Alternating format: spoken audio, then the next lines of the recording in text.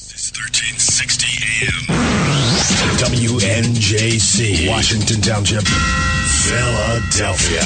Philadelphia's Renaissance radio station. Brought to you from Forsyth Broadcasting. Or listen to us at WNJCradio.com.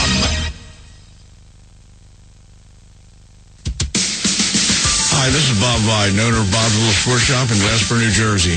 I've had the opportunity to travel in many foreign countries, and I've seen what happens to people when they lose their freedom. I wrote this poem. Give us freedom was the cry as they marched throughout the night. At Concord Bridge in Trenton, for freedom they would fight. To build a nation that would last with peace and liberty, it is a job that's never done if we are to be free. They wrote a declaration to announce that we are free, then a constitution for all the world to see. But this is ink on paper. We must make it last. It must always be defended, and that is quite a task. Today the battle rages for freedom in our land. To save our Constitution, we all must take a stand. We must stand up for freedom in our actions every day, and you can stand up with us. Join the NRA. This is Bob Viden of Bob's Little Sports Shop in Glasper, New Jersey. You may call us at area code 856-881-7575 or visit us online at bobslittle.sportshop.com. What does it take to be the leader in production systems technology? To be the one company that solves production problems at any plant, for any product, and with any technology? It takes a 30-year record of success.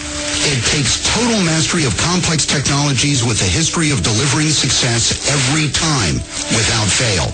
Only one company can claim that high ground in manufacturing line optimization, data automation, and systems integration, and that's Philadelphia Control Systems. In factories worldwide, Philadelphia Control Systems programs, software, and engineering solutions deliver optimal performance and output flow with a record that can't be matched. Any plant, any product, any technology. Philadelphia Control Systems, the leader in production automation since 1982. 800-335-9811. PCS4automation.com. That's PCS, the number 4, automation.com. Oh, how I'm longing for the day when I'm back at Orchid Bay, where the silver water glistens in the sun. When is the last time you raced a small boat across wide open water? Tired of snow, traffic jams, cold weather? You need a refreshing change of scenery, a world away. The Bahama Islands have vacation rental homes and apartments. Enjoy spectacular nature in the Avacos Islands. Enjoy refreshing Caribbean beauty, fishing, snorkeling, scuba, the beach. www.enjoyabaco.com. That's ABACO. EnjoyAbaco.com. As I sail across the sea of Abaco, the smiling coast I know, only one more mile to go. EnjoyAbaco.com. Now hear this. Man your battle stations. The Obama attack on our Constitution continues. Log on to INRASuperPAC.com and join J.D. Bonnier and Christina Lamb and hundreds of Reagan conservative commandos who demand our country return to its founding documents and principles. We are part of the nation's oldest and largest GOP volunteer organization, the National Federation of Republican Assemblies. We register voters, endorse conservative candidates, and dig deep to give you the truth on the big issues.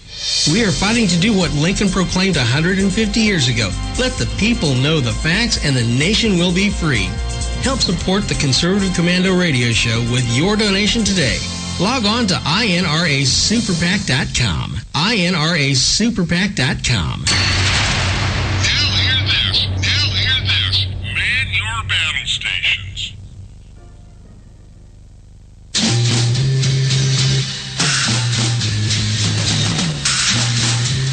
From the East Coast to the West Coast and around the world on the Internet. We're coming to you live from the CCRS studios, WNJC 1360 and WIFI 1460. This is the Conservative Commandos Radio Show with your host, Rick Trader. The Conservative Commandos Radio Show, where the newsmakers go to be heard. Businessman there. can call the Conservative Commandos radio show at 856-227-1360. Your opinion counts at 856-227-1360. This is Congressman Alan West, and you're listening to the Conservative Commando Radio Show. Thanks for being with us today. I'm Kevin Wade. It's Monday, the 7th of July. I'm joined, as always, on Mondays, or almost always on Mondays, by none other than the Patriot of the Hoosier State, J.D. Manier. J.D., are you with me? It's great to be with you again, Kevin. I'll tell you, we just finished another birthday party for this nation, and I sure enjoyed it. I hope our listeners did. How about you, J.D.? We had a tremendous weekend, a fourth weekend, and I think you and I did the same thing. We watched a movie, America, with Dinesh D'Souza. By none other than Dinesh D'Souza, who in fact has been a guest on this show, and when he visited with us at CPAC, he gave us an early glimpse of the premise and the subject of his movie America, and told us it was going to be releasing on 4th of July weekend, and it did. I saw it, you saw it, and I'm glad I did. I encourage all of our listeners, to find a way to a movie theater and see Dinesh D'Souza's America. It was just excellent, and in a few minutes I'm going to do a little commentary on it, because it was so inspiring. But I want to throw something out there that just came across the wire about 2 or 3 hours ago. Can you imagine, in this wonderful summer weather, and you've got some boys out there in Montana, and they're whitewater rafting on the Clark River, and they come around a bend, and there are 3 Boeing 737 fuselages that came down the hill, and they're near the water's edge. Uh-oh. And I was looking at that story, and the plane did not crash, but there's 3 of them every month from Kansas, where they have a factory. They ship 42 of these 737s via rail, and there was a rail derailment, if you will, out there just recently. And I'm looking at pictures on Facebook, an incredible shot of these Boeing 737 fuselages, and everyone gazing at them. But no one's hurt, and now they're trying to figure out how to engineer to get those things back up the hill, if you will, and back up on the rails. So they're investigating what happened, and was there tampering? Was it terrorism? Why did the train under 35 miles an hour, why did it derail? But they didn't tie I'll the throw load. that out there. I'll probably see it on the news tonight. They didn't tie the load down, J.D., and finders keepers, there's a lot of scrap aluminum in those fuselages. Yeah, there's quite a bit. J.D., how was your 4th?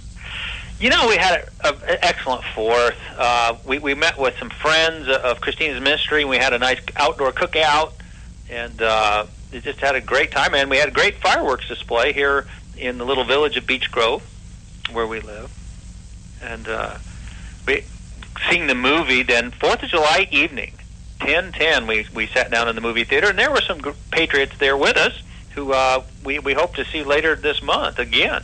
And talk to them about the Republican Assembly organization, I head up with Christina. But I think it was a great time. We had thousands by our house, where we have a park, and they did the fireworks display. Yep. And I'm maybe 5, 6, 7,000 people. And how about you? Well, I was invited to walk in a parade in support of a patriot friend of mine who's running for the State House in Delaware, and it's a traditional parade that takes place in the state's capital of Dover, Delaware. And I joined him, and his name is Sam Chick. His campaign slogan is "Pick Chick." He's a former Army airborne soldier. Comes from a small business family. He has a lovely wife, and he's read the Constitution. He believes it, and he's a very appealing candidate. I consider him a good friend, and I and my granddaughter and my 3-year-old grandson joined his entourage, his group, in the parade in Dover, and he probably had 20 to 30 people, which is a very good turnout for such parades in Delaware, and we all had a good time. And then we went back to my daughter's home, and she and her husband put out a hot dogs and hamburgers, and we sat on their front porch and watched the fireworks over the town that evening. It was a great 4th of July. We had perfect weather. Because Christine and I took class with him last year at the Leadership Institute, Canada School, and so right here, listeners, understand we give a strong endorsement to Sam Chick. He'd be a great patriot, a great leader. Pick Chick, that's in Delaware, State House candidate, and wishing him all the best, and I may walk in another parade or two with him or help him knock some doors, because that's how you bring about the change. It's not network TV appearances. It's knocking on the doors and passing out the literature and saying, hey, we have a candidate here that you'd love to have as a neighbor or a son or a brother, and he wants to represent you and your values in the State House and make a real difference down home. And we're going to get behind candidates like that. And the candidate that I was with on the 4th is Sam Chick. Pick Chick. I only wish I lived in your state so I could pull the lever. But well, you can't pull the lever, but maybe you can. You and the lovely Christina can come and visit with us, and we'll go down and knock on some doors for them and help put up some yard signs and take part in this saving of the American Republic. Oh man. Hey, you've got some thoughts on Denise D'Souza's America. Do you want to share that? Yeah, I titled this America, the movie. We have about 6 minutes. Okay, well, that'd be about that much time. And my wife, Christine, and I watched fireworks from our home on the eve of the 4th of July last week. And on Independence Day, we went to see Dinesh D'Souza's movie, America, Imagine the World Without Her. We highly recommend our listeners go see this sequel to his award-winning documentary film, 2016, Obama's America. D'Souza teams up with Gary Molan, the Academy Award-winning producer of Schindler's List, to educate and inspire us about patriotic heroes who helped build and save our nation while exposing the architects and disciples of the radical left who are working to transform us into a socialist state. The war for the minds and souls of America is wonderfully displayed on the big silver screen, as D'Souza, in his own words, takes head-on the current virulent anti-Americanism being acted out by the ultra-progressives in Washington and across our land.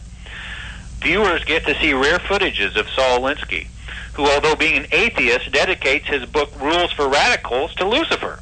And we see how he meets up with and influences a young Hillary Clinton, who goes on to write her senior thesis at Wellesley College based on his works. We find out Hillary believes early on in her career that she can take Alinsky's community organizing out of the streets into the highest seats of power in Washington. Ditto, of course, for Barack Obama, who chose to make his fellow Alinskyite world traveler, Mrs. Clinton, his first Secretary of State, so she could help spread progressivism across the globe. Back here in our beloved America, though, D'Souza deftly lays out and refutes the main tenets of the radical progressives who want to define American exceptionalism as a story of theft and plunder dating back to Columbus and continuing through this century with imperialist foreign policies.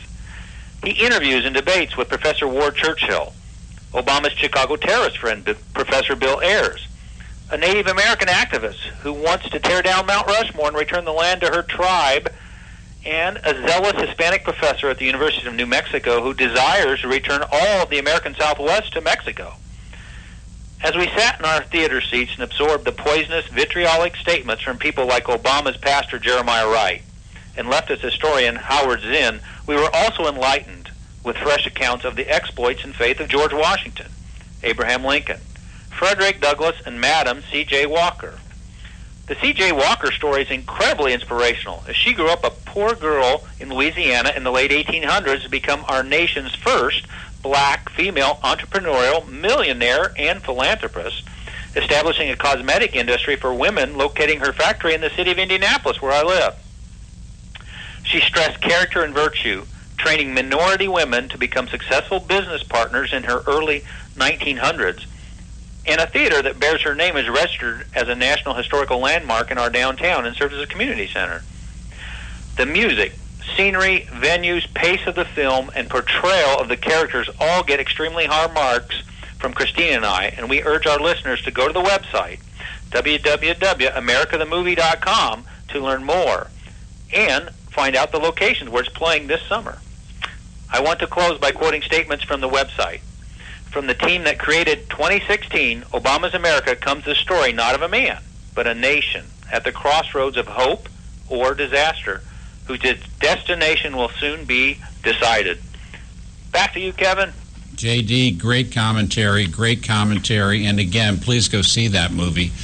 It will arm you with the necessary tools and instruments to rebut the hateful and false rhetoric of those on the hard left.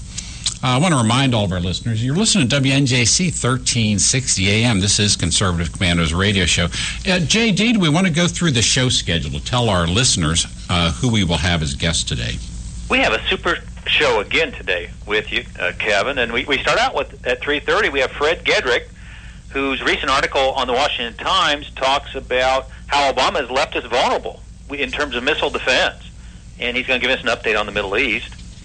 And then I believe you're going to be interviewing, Kevin, Paul Dreesen. Paul Dreesen is a senior policy analyst for the Committee for a Constructive Tomorrow and the Congress of Racial Equality. Those are public policy institutes that promote environmental stewardship. That's a good thing. Now, his latest book is Eco-Imperialism, Green Power Equals Black Death. And he's here to comment on holding Greenpeace accountable. So that's Paul Dreesen at 4:06. And then at 4:34, JD? Yes, you've got Twyla Brasse, and she's president of the Citizen Council for Health Freedom, and she's a certified public health nurse. Going to talk about America's healthcare system and how it's increasingly unsafe. And I think you're going to lead that interview, Kevin.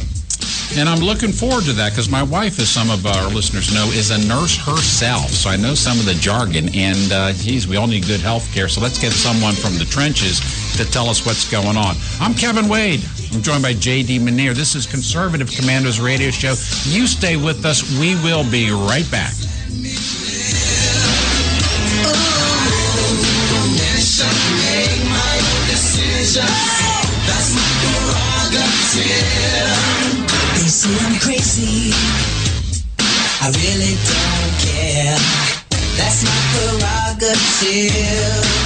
They say I'm nasty, but oh, how I'm longing for the day when I'm back at Orchid Bay, where the silver water glistens in the sun. When is the last time you raced a small boat across wide open water? Tired of snow, traffic jams, cold weather? You need a refreshing change of scenery, a world away. The Bahama Islands have vacation rental homes and apartments. Enjoy spectacular nature in the Abacos Islands. Enjoy refreshing Caribbean beauty, fishing, snorkeling, scuba, the beach. www.enjoyabaco.com. That's ABACO. Enjoyabaco.com. As I sail across the sea of Abaco, smiling 'cause I know only one more mile to go. Enjoyabaco.com. What does it take to be the leader in production systems technology? To be the one company that solves production problems at any plant, for any product, and with any technology? It takes a 30-year record of success. It takes total mastery of complex technologies with a history of delivering success every time, without fail. Only one company can claim that high ground in manufacturing line optimization, data automation, and systems integration, and that's Philadelphia Control Systems. In factories worldwide, Philadelphia Control Systems programs, software, and engineering solutions deliver optimal performance and output flow with a record that can't be matched. Any plant, any product, any technology. Philadelphia Control Systems, the leader in production automation since 1982. 800-335-9811, PCS4automation.com. That's PCS, the number 4, automation.com. Hi, this is Bob Vide, owner of Bob's Little Sports Shop in Glassboro, New Jersey. I've had the opportunity to travel in many foreign countries, and I've seen what happens to people when they lose their freedom. I wrote this poem. Give us freedom was the cry as they marched throughout the night. At Concord Bridge in Trenton, for freedom they would fight. To build a nation that would last with peace and liberty, it is a job that's never done if we are to be free. They wrote a declaration to announce that we are free, then a constitution for all the world to see. But this is ink on paper. We must make it last. It must always be defended, and that is quite a task. Today, the battle rages for freedom in our land. To save our Constitution, we all must take a stand. We must stand up for freedom in our actions every day, and you can stand up with us. Join the NRA.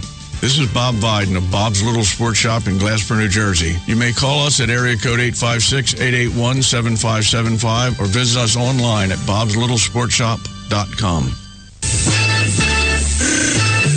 You can call the Conservative Commandos radio show at 856-227-1360. Your opinion counts at 856-227-1360. This is Congressman Alan West, and you're listening to the Conservative Commando Radio Show. And that was Colonel Alan West. Great friend of the show. Great friend of the show. I do respect so much the time he spent with us as we were remembering our veterans on Memorial Day, and he took time to call in and spend some time and share some stories of his time in uniform. And he still gives service to the nation. And I look forward to him being a leader. Even more of a leader, more widely recognized, more prominent as time goes on. J.D., back to you. Well, I'll tell you, we continue with a great show here, and we're covering some issues that people need to learn about, and looking forward to Mr. Gedrick here in a few minutes. But, Kevin, you've got a great commentary as well coming along, and I always look forward to them.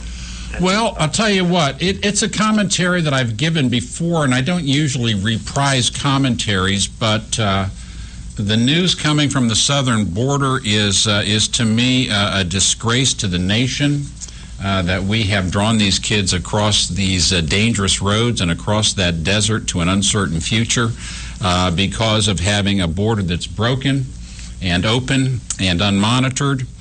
And well, that's why I would like to return to, if I could, J.D., to give again with a new emphasis, a commentary that I did a few weeks ago. Please do, because it is really apropos right now. Now it involves the kids. A stream of children crossed the southern border in 2011. They were children, unaccompanied and on their own. That earlier stream is now a flood. Behind the flood, a tsunami is growing. All children. They're leaving small villages and city barrios across Mexico and Central America. Rumors circle in the pueblos, and the border is open for kids. It's a harsh journey. It's dangerous for tough-minded, work-hardened men. Many never reach the Rio Grande. For women, it's worse. There's never been any good in this. Now it involves the kids. That's too much for decent people to accept, or the indecent people, of which we have too many, to disguise. 6,000 children were picked up by the Border Patrol in 2011. 6,000 kids. No one knows how many others evaded rescue or simply disappeared. No one knows how many on the road north were taken by human predators or just killed on the way. It's beyond understanding, and it's out of control. To me and to our listeners, it is unimaginable that kids are out on those roads or clinging to the tops of northbound rail cars. The desert at the northern limits, well, itself gives different dangers. I've spent a lot of time on the edge of that desert. There's no shade from the daytime sun, no water. The cold, a real cold, rises suddenly as the sun sets. The final 100 kilometers to the border is a long way on foot. It's no place for kids. The media doesn't care to cover scared kids and broken borders. There is an odd silence about any news from the southern border, and that's changing now because the suffering is so great. If you think or pray the situation won't get any worse, too late. It already has. A federal district judge recently wrote, and I quote, "Government has simply chosen not to enforce the border security laws." In the barrios, it's the same message. The borders are open, and now it involves the kids. The youngest found alive so far is, well, as of today, 4 years old. This year, 90,000 kids are taking their chances. They don't know what they're facing. They're just innocent kids. Next year, 150,000 more are projected to arrive. Entire populations are moving. It's a children's tsunami of suffering, a pilgrimage of despair. What waits here for the journey survivors? Refugee camps for children? Tent cities? Orphanages under canvas for hundreds of thousands? Is this what America does now? Is this who we are? Who meant to create this? Americans know for a long time there is an open wound where once was a secure southern border. That open wound is now septic. For a long time it's the entry point for drugs, criminals, and the major portal of import for young women tricked, trafficked, and sold for industrial-scale prostitution. All this worsening under President Barack Obama. It's on his watch. But these are kids, just kids. Is there anyone in Washington authority with a conscience who would feed these rumors about an open border? Who would not, for the safety of the children, stop this and get them back to their home countries safely and quickly? So, how does it end, President Obama? When does it end? In 2 years or in 20 years or never? There are refugee camps around the world that have continued for 60 years. President Obama, what is your plan? The law requires a secure border. It's to be secure, not a magnet to draw children toward desert marches and tent cities, and worse. What we have now is not bad policy, it's perverse. It's despicable.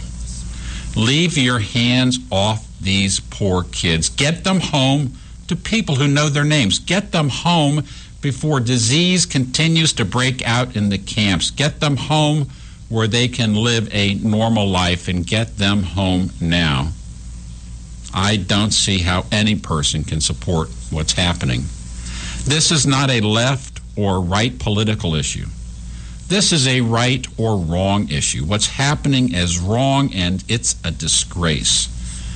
I ask all of our listeners, I ask every single one of our listeners in the over-the-air broadcast and around the world on the internet to ask your congressional delegation to stand up to the president. All of you need to tell them that this must stop. People in Congress, in the House, in the Senate, they need to stand up and publicly and clearly decry what's happening at the southern border. This is not the time to calculate the political odds or wait in the wings. You need to do the right thing. You need to do it now. Now it involves the kids. Back to you, J.D. Well, Kevin, I'm so glad you brought that up. I know they're screaming about what's going on in California, where one of the southern cities says we don't want this kind of trafficking, and now Obama's sending out all kind of federal agents and attorneys. And real quickly here, WorldNet Daily has Marine Corps General John Kelly. He's in charge of the Southern Command, which is the Caribbean and everything south of Mexico, and he is saying not only is it bad for humanitarian reasons, as you just well described, but it's a very much an existential threat to us. And he talks about the transnational gangs like MS-13, the FBI is watching, and they're coming across, and yes, they're trafficking these kids, but he says we're going to wake up and one of these days there's going to be an RPG that's going to go from that gang into somebody's police car, and they're going to start taking down buildings because it's too porous down there. He decries how they've cut funding. The Obama administration has cut so much funding down there that they're not able to do the interdiction. Of course, their hands are tied behind their back with all the regulations which are he's foisted on everybody down there. And this is a national security threat as well as humanitarian crisis, Kevin. And the simplest analysis is we don't hurt kids, we get them back home. I'm Kevin Wade. I'm joined by J.D. Manier. You're listening to WNJC 1360 AM. This is the Conservative Commandos radio show. You stay with us. We're going to be right back with our first guest. Everybody's talking all this stuff about me now. Just let me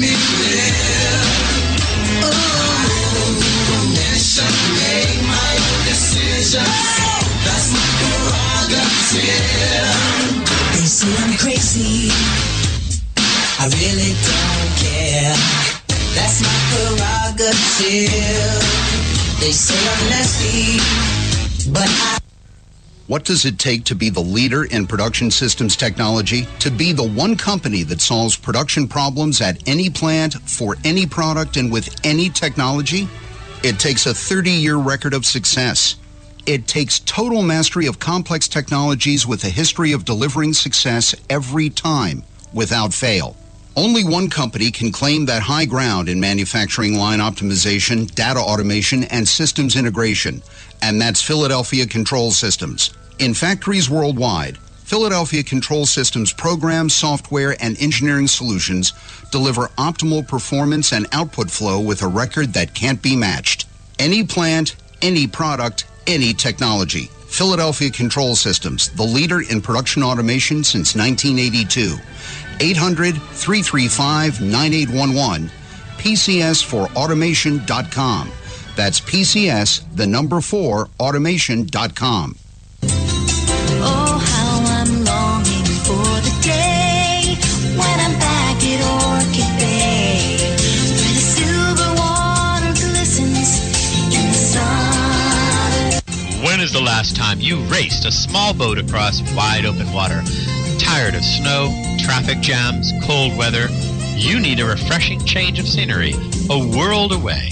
The Bahama Islands have vacation rental homes and apartments. Enjoy spectacular nature in the Abacos Islands. Enjoy refreshing Caribbean beauty, fishing, snorkeling, scuba, the beach. www.enjoyabaco.com. That's A-B-A-C-O. Enjoyabaco.com. As I sail across the sea of Abaco, the smiling coast I know, only one more mile to go. Enjoyabaco.com. Hi, this is Bob Vide, owner of Bob's Little Sports Shop in Glasper, New Jersey. I've had the opportunity to travel in many foreign countries, and I've seen what happens to people when they lose their freedom. I wrote this poem. Give us freedom was the cry as they marched throughout the night. At Concord Bridge in Trenton, for freedom they would fight. To build a nation that would last with peace and liberty, it is a job that's never done if we are to be free. They wrote a declaration to announce that we are free, then a constitution for all the world to see. But this is ink on paper. We must make it last. It must always be defended, and that is quite a task. Today the battle rages for freedom in our land. To save our Constitution, we all must take a stand. We must stand up for freedom in our actions every day, and you can stand up with us. Join the NRA. This is Bob Viden of Bob's Little Sports Shop in Glasper, New Jersey. You may call us at area code 856-881-7575 or visit us online at bobslittlesportshop.com.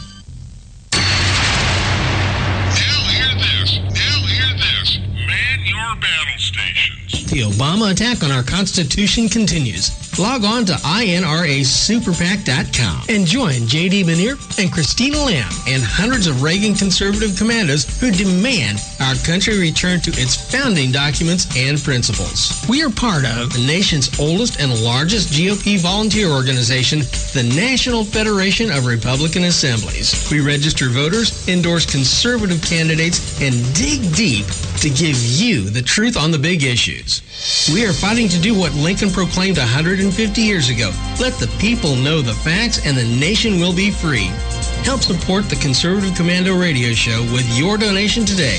Log on to INRASuperPAC.com. INRASuperPAC.com. Now hear this.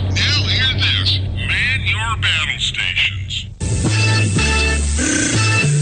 You can call the Conservative Commandos Radio Show at 856-227-1360. Your opinion counts at 856-227-1360. This is Congressman Alan West, and you're listening to the Conservative Commando Radio Show. Hey, thanks for staying with us. We're coming to you live from CCRS Studios, WNJC 1360 AM, our flagship station in Philadelphia, and around the world on the Internet with our new Internet broadcast partners, CPRWorldwideMedia.com, PatriotsRide.org, and VigilantLibertyRadio.us. And also, now you can listen to the Conservative Commandos Radio Show at any time, any day, by calling 832-999 1199. Call using your cell phone at, well, no extra cost, but it may use minutes. So there you are. There's a lot of ways to hear the show, but I'm glad you're with us live here on Monday, the 7th of July. J.D.?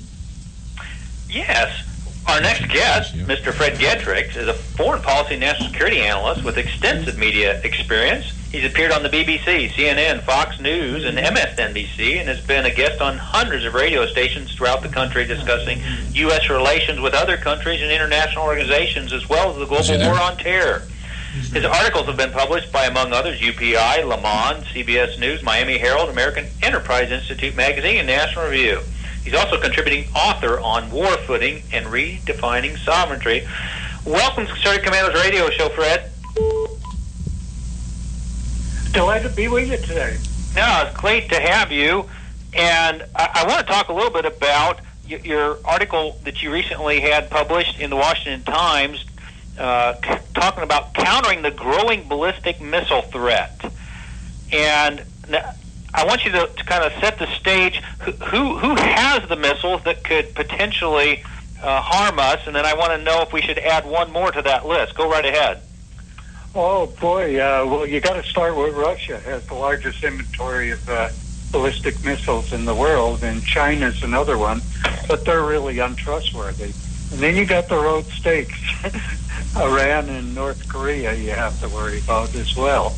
And then there's Pakistan. They not only have ballistic missiles, they have fully armed nuclear missiles with nuclear capability. And we know what the situation is in Pakistan, with half the country being under either the attack or control of terrorists, including the Taliban, elements of Al-Qaeda, and other Islamic radical groups. Well, let's talk about this. And the reason I say we may add another threat here is with ISIS controlling the oil in Iraq, I think Kevin's done a documentary or commentary, recently. There's $300 million that flows in to the coffers of Iraq through oil every day. Now, if they start sucking in those kinds of funds, and I think they just got some dinar and robbed some banks and had $2 billion added to their coffers last week. Our friend Frank Gaffney pointed that out, I think, recently. What about these Al-Qaeda, terrorists, ISIS? Would they could afford to buy some tramp trawlers. They could afford to buy some Scuds. Should we add them to this list? Well, I saw a video over the weekend where, in fact, they were parading a Scud missile that they had captured. And the Iraqi army disintegrated in the face of the oncoming ISIS troops. And they've gone from being a terrorist element into organized army. And it's amazing. And what we're dealing with in Iraq is really a dangerous situation, because you have the entire area that is controlled by the Sunnis, and the Sunnis seem to be joining forces, the remnants of the Ba'ath regime, as well as the Sunnis who are disenchanted with the Shiite rule of their country in the person of Maliki, who's friends with Iran. And it's a combustible mix there that we should be really worried about and be willing to fully prepare for anything that could happen. And that's what concerns me. I want to talk, too, about the disproportionate fact that Russia, you pointed out, they lead the world in ballistic missiles. I've heard that intermediate, from Dr. Peter Pry, we might have 300 left because, Obama has just gutted our missile, not only our defense, but our offensive missile capability. Yeah, our Talk offensive about that. threat. And the thrust of my article dealt with the defensive nature of what we do with our ballistic missile system, or defense system, and that's the most advanced radar in the world. And what we're talking about is a radar. If one was placed in New York City, could see a baseball in Los Angeles. That's how precise and capable that equipment is. Our military planners several years ago in the Missile Defense Agency planned for and budgeted for 18 weapons. Obama cut us back to 12. And when you think of all these threats that exist and are emerging, the thing we should be doing, the most sacred responsibility of the President of the United States and the U.S. Congress, is to protect our people, the homeland, and our interest overseas. And here we have the most technically advanced radar system that were cut back a third. It doesn't make sense. We're unilaterally not only disarming with the missiles that you spoke of, but the ones that could protect us. It's madness. Well, it sure is. It sure is. And let's talk about, in ways that we can protect. I mean, these radars are so key because the radars feed our systems to tell them, hey, incoming missiles, let's shoot them down. But if we can't do that, let's talk about, what about the Gulf? Do we have any Aegis-class ships down there? I think we protect, up in the Northeast, we protect in Alaska, but what about the Gulf? Yeah, we have the Aegis systems, and these radars I'm speaking of, they tie into the Terminal High Altitude Defense System. They call that THAAD, the Patriot, which is a famous missile defense system that will take down ascending and descending missiles, Standard Missile 3 and ground-based interceptors. And the radars that are placed overseas can catch a missile when they're ascending, and the systems we have in the United States when they're coming in, and that's why they're so important. And with the volatility in the world, as we're seeing place after place, and Russian and Chinese adventurism, a single misjudgment or mistake could really trigger a cataclysmic event, and that's what we need to be concerned about. And we have a president who seems to be willing to cut back on defense at the risk of jeopardizing the security of the United States of America. And I think all Americans should be concerned. Well, and I've talked with you before offline, but I'm part of the Secure the Grid Coalition, and one tramp trawler from Iran, let's say, could tell the story, but they could just one Scud missile goes up a couple hundred miles off our coast. We're not protected, are we? No, we're not. And when you look at it, one successful ballistic missile attack on the United States could destroy an entire city, causing millions of casualties, or it can kill thousands on the battlefield. And then the other big danger is one nuclear weapon detonated in the atmosphere high above the U.S. could produce an electromagnetic pulse, which would render the electrical grids inoperable, disrupting and destroying critical communications, navigation, sensor systems, and crippling the nation's ability to function and defend itself. Amazing, and that's why it's so important to be fully prepared for such threats. Yes, let's tell our audience again, let them grasp this thought, but never in our history. I mean, one weapon would never take the entire country down, ever. Going back to King George all the way to Hitler and into even during the Cold War with the Soviet Union. But one EMP weapon, one nuclear weapon up there in the high altitude, say a Scud missile off a tramp trawler from Iran, because we're not protected, we could take down all the electrical grid, couldn't they? Yes, exactly. And it would cause a lot of damage and endanger quite a few American lives, because the way our adversaries operated, it's just not one attack. It's the follow-up attack that really causes the damage, whether it be by a terrorist or a all-out enemy of the United States. And you take a country like Russia, Vladimir Putin's Russia, you can't really trust them. I mean, look what happened in the Ukraine, just going in and annexing Crimea and without any significant response by the U.S. and its allies, its Western allies. And the sad thing about the Ukraine is that when the Soviet Union disintegrated, Ukraine at the time had the third largest inventory of nuclear weapons in the world, and they had given up those weapons under the agreement with the United States and Russia that all nations would respect their territorial integrity, their borders. And what did they do when they disarmed themselves? The Russians eventually moved in and took what they wanted and threatened to take the eastern part of the country. And Fred, we're up against a hard break. I want you to hold that thought. And we've got to run some commercials, but we want to get back into this discussion. I appreciate you so much. Can you hang on just a second? Yes, sir. Okay. And you are listening to the Conservative Commandos Radio Show. If you'd like to hear a rebroadcast of today's show at 10:10 this evening, log on to www.patriotsride.org. Stay with us. This is 1360 AM. I'm Kevin Wade, joined by J.D. Manier. We will be right back.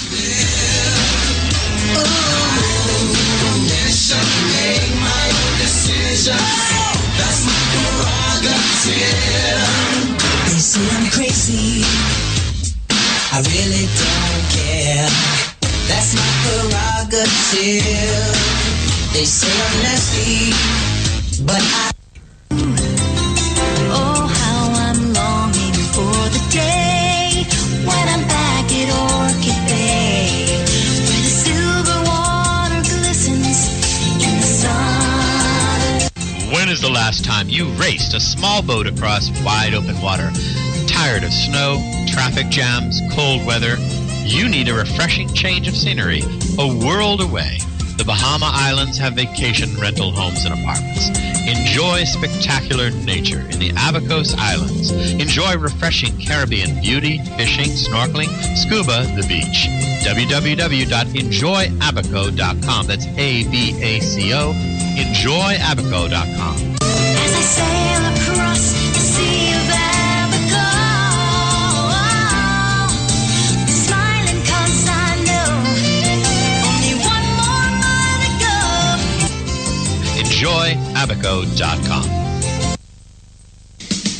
Hi, this is Bob Viden, owner of Bob's Little Sports Shop in Glasper, New Jersey. I've had the opportunity to travel in many foreign countries, and I've seen what happens to people when they lose their freedom. I wrote this poem. Give us freedom was the cry as they marched throughout the night. At Concord Bridge in Trenton, for freedom they would fight. To build a nation that would last with peace and liberty, it is a job that's never done if we are to be free. They wrote a declaration to announce that we are free, then a constitution for all the world to see. But this is ink on paper. We must make it last. It must always be defended, and that is quite a task. Today the battle rages for freedom in our land. To save our Constitution, we all must take a stand. We must stand up for freedom in our actions every day, and you can stand up with us. Join the NRA.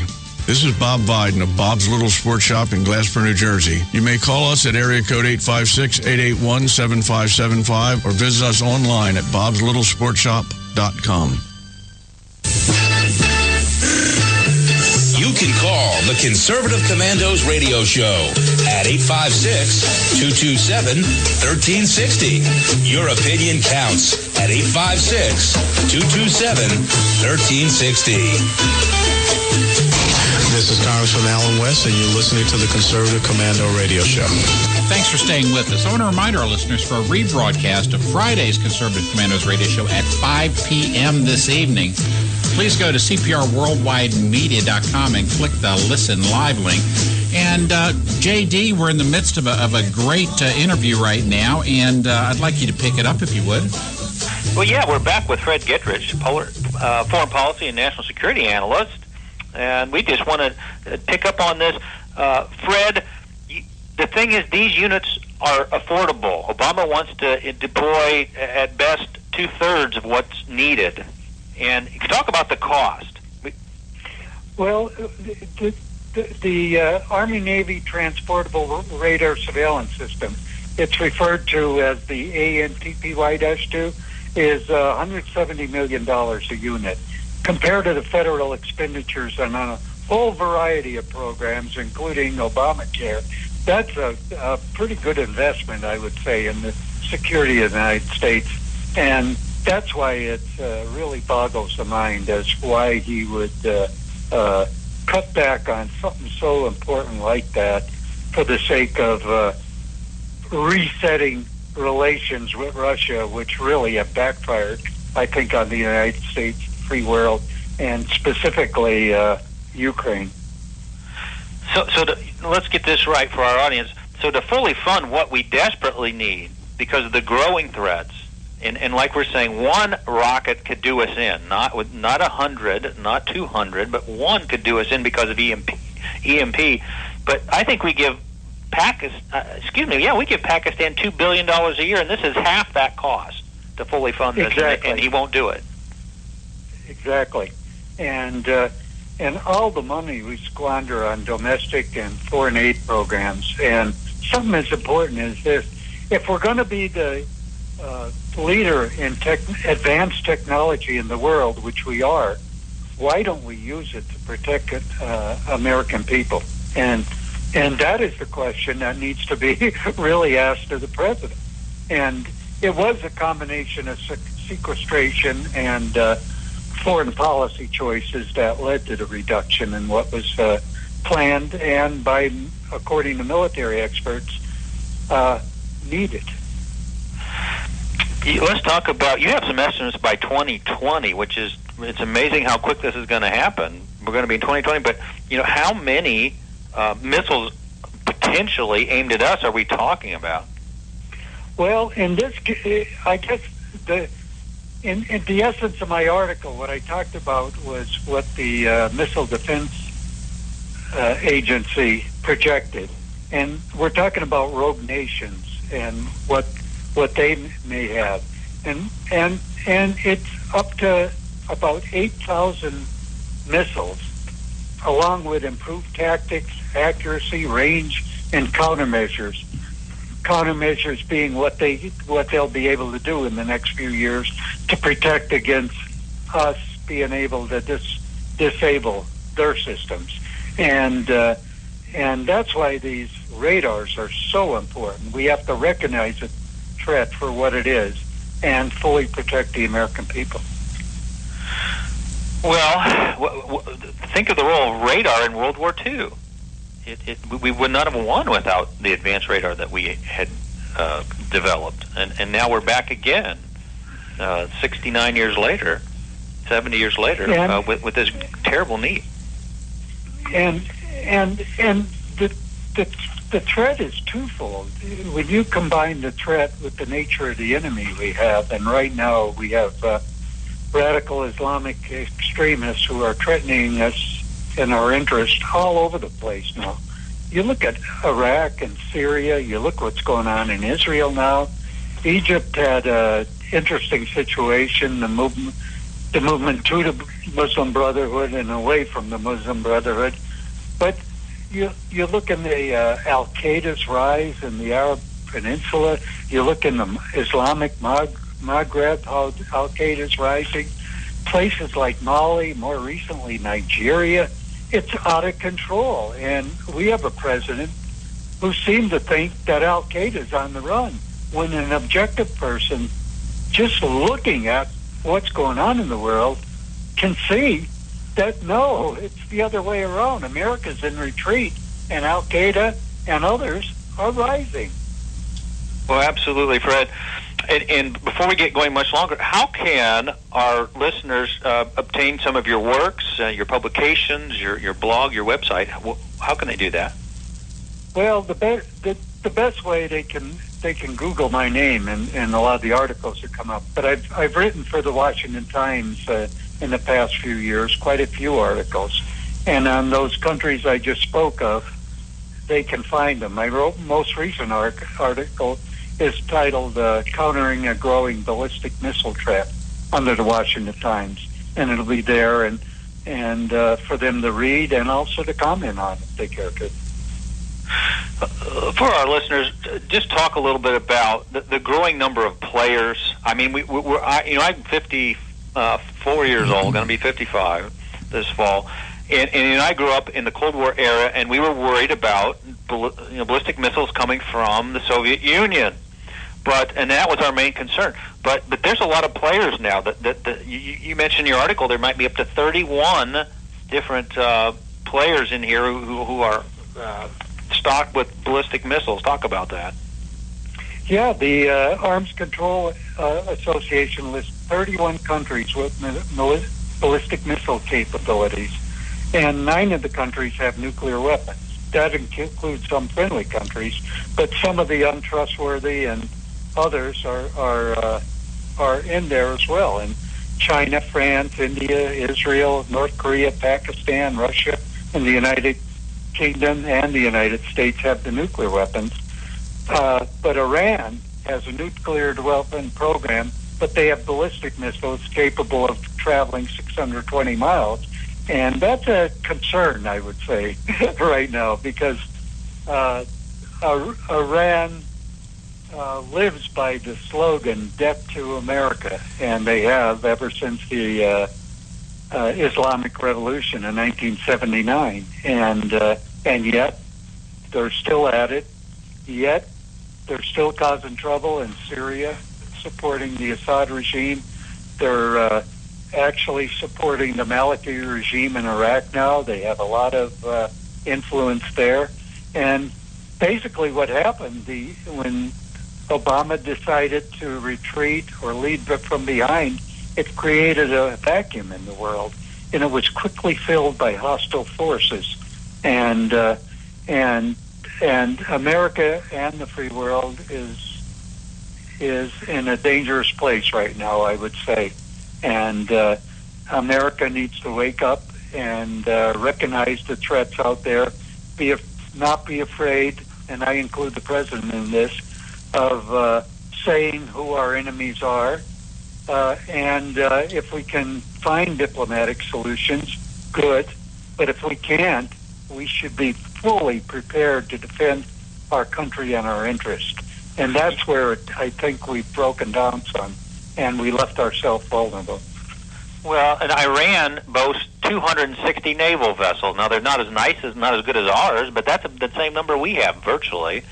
And yet they're patrolling for the first time even off the coast of New York City. And so these are new players. This is not, like I said, that mindset of mutual assured destruction, and we got to worry about Russia and Soviet Union. There's other players here, and they don't act with as much rational thinking as the Soviet Union, I guess. We need to point that out. Can you talk about the vulnerability to the South? I mean, John Kerry and Obama said no longer do we have a Monroe Doctrine, but we just had Judge Jeanine on Fox News in the last few months, pointing out that there was a vessel that came through the Panama Canal that had Scud missiles underneath sugar sacks. It was a freighter, and it was hidden, and they had Scud missiles. Talk about the threat from the South. Well, if you're talking about the Panama Canal, that's an interesting situation.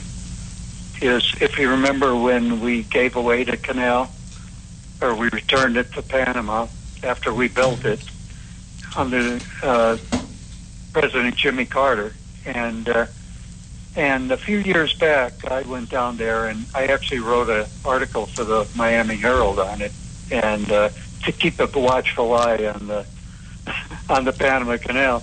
And my concern at that time was the Chinese came in, and both ends of the canal, they got concessions, 50-year leases to run that part of it. Now, the Chinese, we may be indebted to China, but they're an adversary make no mistake about it, to the United States of America. And we see it every day in the cyber security threats, what they're doing, not only stealing national security secrets, but stealing vital business trade secrets through their cyber espionage abilities.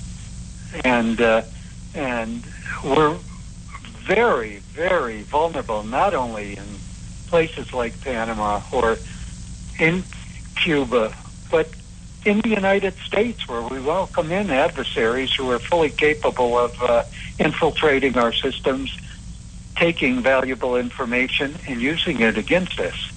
It really, we're really in a bad place. Well, that's the theme of your article. America is very vulnerable. Recent article in the Washington Times talking about our missile defense capabilities being shrunk. And yet we have such a great trump card with the most accurate in the world radar defense systems. We need to implement them. And we got to wrap you up. We only have about 20 or 30 more seconds to go. But any closing thoughts, Fred?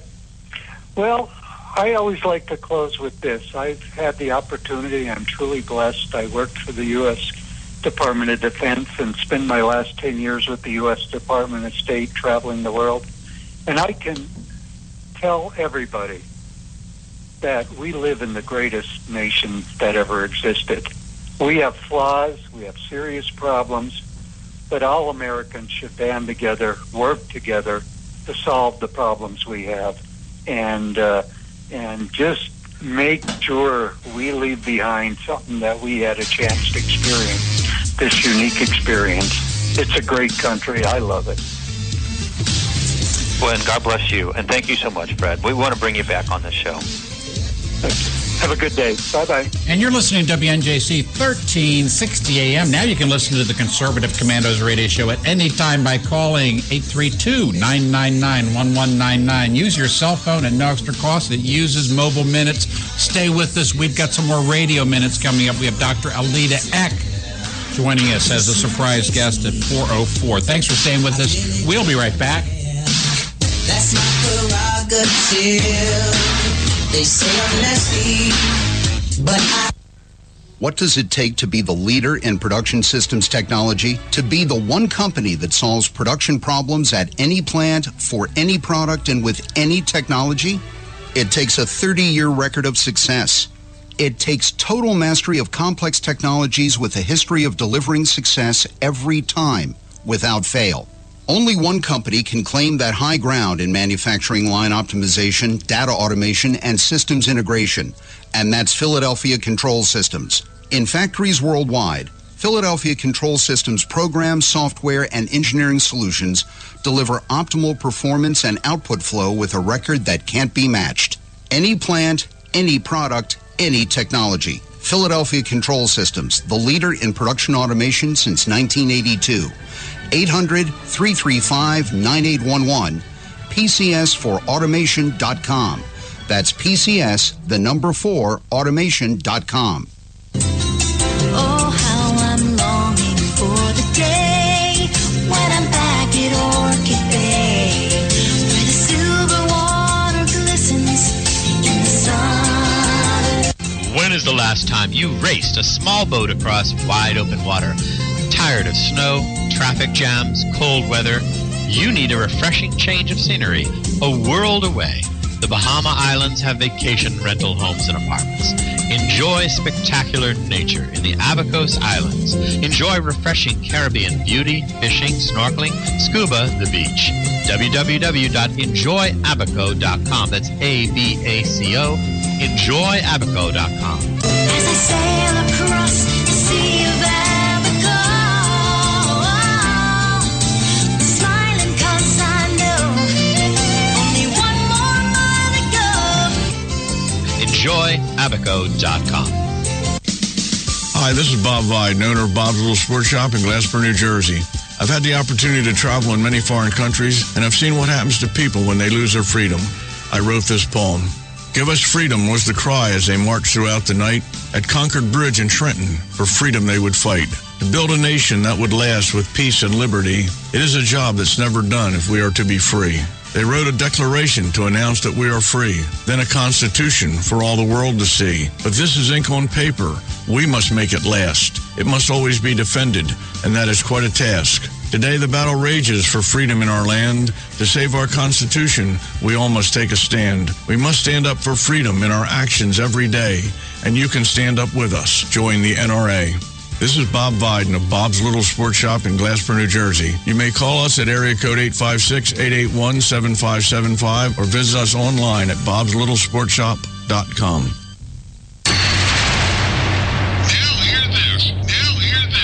Man your battle stations. The Obama attack on our Constitution continues. Log on to INRASuperPAC.com and join J.D. Manier and Christina Lamb and hundreds of Reagan conservative commandos who demand our country return to its founding documents and principles. We are part of the nation's oldest and largest GOP volunteer organization, the National Federation of Republican Assemblies. We register voters, endorse conservative candidates, and dig deep to give you the truth on the big issues. We are fighting to do what Lincoln proclaimed 150 years ago. Let the people know the facts and the nation will be free. Help support the Conservative Commando Radio Show with your donation today. Log on to INRASuperPAC.com. INRASuperPAC.com. Now hear this. Man your battle stations. You can call the Conservative Commandos Radio Show at 856-227-1360. Your opinion counts at 856-227-1360. This is Congressman Alan West, and you're listening to the Conservative Commando Radio Show. Thanks for staying with us. You are listening to the Conservative Commandos Radio Show. It's Monday, 7th of July. The boss, Rick Trader, will be back in the pilot seat tomorrow. He's out, as always, on Mondays, establishing that network of safe houses for Conservative Commandos Radio Show. And as always, I'm joined in the studio by my very good friend and great studio engineer, none other than John Forsyth Jr. John? Well, that's silent, John. That's how we know him at the studio. Now you know why, too. J.D., our next guest is on the phone. I'd like to lead this interview if it's okay with you, sir. Oh, go right ahead. Looking forward to it. Dr. Alita Eck has been a guest on this show before. I had the great pleasure of meeting her probably about 2 years ago at Faith and Freedom. Maybe it was last year at the Faith and Freedom get-together down in Washington. I'm very impressed by her bearing and her credentials. She's been in private practice with her husband, Dr. John Eck, also an MD in Piscataway, New Jersey since 1988. And she brings an expert insight to healthcare reform, that insight that's earned since her residency. She's convinced, as many of our listeners are, that the government is a poor provider of health care. And with that, Dr. Alita Eck, welcome to the Conservative Commandos Radio Show. Thank you. Thanks for having me. Dr. Eck, I would like to revisit a discussion that we had in one of your past appearances. It has stayed with me, and I've referenced it in my private conversations many times. You and your husband have, in the past, operated a clinic in your town. Is that correct? That's right. I just got back from there. And you provide service to the needy. Medical attention to the needy. You truly pay attention to their needs. You work with these patients, these clients, and you found that your cost per patient is what, Alita, if I could ask you? $13 per patient visit. $13 per patient visit. With nothing from the taxpayers. And nothing from the taxpayers, but there is a Medicaid-funded clinic not too far away, as I understand. You can correct me if I'm off base here. I believe there's a Medicaid-funded clinic not too far away. And what do they charge the taxpayers for each patient visit? Yeah, they're called federally qualified health centers, and that's $160 per patient visit. Okay, so that's what they claim they need to operate. There's a disconnect here. Alita, you have thoughts about health care reform, and you've got the expertise and the experience to share those thoughts with our listeners. Well, when you just get down to basics, and you get a lot of the mandates that the government has placed on insurance out of the picture, you make insurance companies compete, allow patients to buy a high deductible so that it's very, very inexpensive, it should be, and then you reserve, actually insurance ought to be reserved for the catastrophic, and only maybe 8% of us have anything that goes over $5,000 in a given year. So most people should just be working below that deductible and find a doctor that can give them a good service, find them where they can get a lab that would be very inexpensive, radiology that's inexpensive, and most people would just be able to save up the difference for the medical rainy day in the future. That's the basic kind of health care that we ought to have, instead of this government that requires every little thing to be covered, which is why I wrote that op-ed that I think prompted you to call me today. And then, obviously, I believe in real charity for the poor. But I believe that the doctors who do that ought to be protected, and that there ought to be a way for perhaps instead of trying to pay the doctor and going through all the paperwork and all the coding and all of that, just let them take care of the patients for free like we do, and then protect them from malpractice in their private practices. That would just be a solution that is very, very common sense, rather than expanding the very, very costly Medicaid program, which in New Jersey is costing us $13 billion. If you could lop a big amount of that money out of the state budget, we would be in great shape economically as a state. So in your opinion, you could spend less and do much better just with a different approach? Sure. And when you think about it, when people are in need, they don't just need a plastic card that gives them a very frustrating experience when they can't find a doctor. What they need is a kind face, somebody that just is there to help them, which is what happens with all the volunteers. I was the only physician in the clinic today, and I had 10 volunteers, all helping those patients in many, many different ways. Just sitting and talking with them, hearing the rest of their story. We have food and clothing that they can get. And it's a temporary situation. They don't stay in that place for long, and then as they get jobs, they come back and volunteer. It's a community. It's a civil society. That's what we need to get back to. That's what made this country great, and that, I fear, is what is rapidly being lost, that we take our own personal sense of responsibility, care for a neighbor, and rely on a bureaucrat 300 miles away to do that as well as we can do with our own hands and our own heart. We're on the phone with Dr. Alida Eck. Now, Dr. Eck, I understand, and you can correct me if I'm wrong because I'm eager to be corrected, that you are the 2014 Republican candidate for the U.S. Congress in New Jersey's District 12. Is that correct? That's correct. And as it would be, it's an open seat because Representative Rush Holt is not running again. So it's a very winnable seat in my book. And if anybody wants to donate to that campaign, eckforcongress.com, I can win this. And I would get down to D.C. and bring common sense to the whole discussion about health care, something that's sorely lacking. We have too many people who have no health care experience writing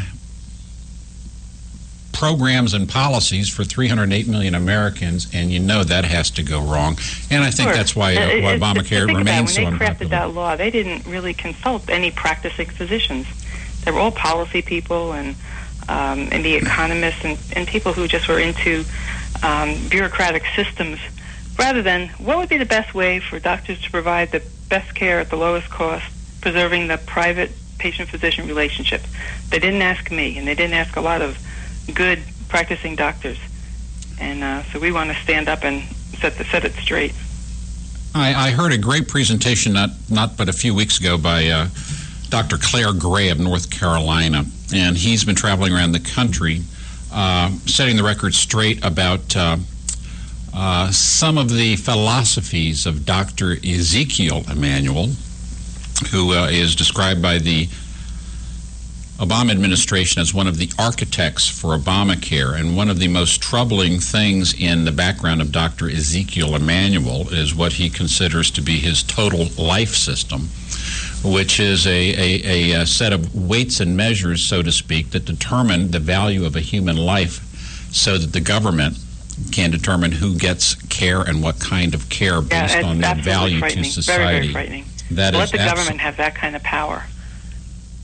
It's something that is extraordinarily dangerous. We're already seeing, as you well know and our listeners know, how the IRS can suppress free speech by delays in refusals to award tax-exempt status to educational organizations who simply want to speak about the truth of the U.S. Constitution, for example. And when that same mindset and an even greater power determines whether your mom gets the health care that your family feels she deserves, and you're denied perhaps because of some bureaucrat's view of your political persuasions, this is no longer the United States. We're on the phone with Dr. Alida Eck. She not only is a friend of this show, but she's a practicing physician, and she has real-world experience about what can be made right and what is wrong with the Affordable Care Act. And she is a Republican candidate for the U.S. Congress right here in the Garden State in the Rep District 12. Alida, how is your campaign going? Oh, it's going very well. We had met the fundraising benchmarks of the first quarter, and we're doing very well. We had Governor Christy Whitman held a fundraiser for me in a couple of weeks ago, and the Lieutenant Governor Kim Guadagno is going to hold one next week. And it shows that the people, they want to have a woman in Congress. They want it to be the right woman. And although we don't agree on every single issue, they see me as a great candidate. And so that's very encouraging for me. And then people from all over the country are helping me. And that's the kind of thing that I need in order to get the word out to the people in this district that I'm the one to vote for. You know, not the progressive person who has just been in politics all her life, who just wants another big government program and thinks the government can solve every problem we have. Alita, we're going to be going into a break in about 45 seconds. Would you stay with us through the break so that we can continue this conversation? Sure, I can do that. And again, tell our listeners, what is that website so they can learn more about you and your life experience and what you want to bring to Washington? Sure, it's eckforcongress.com, ECK for Congress.com. And yeah, you can learn all about me. I was the president of the Association of American Physicians and Surgeons in 2012. So I've had the greatest minds that have been teaching me, and we've been just honing our message that preserving the private patient-physician relationship is the highest goal.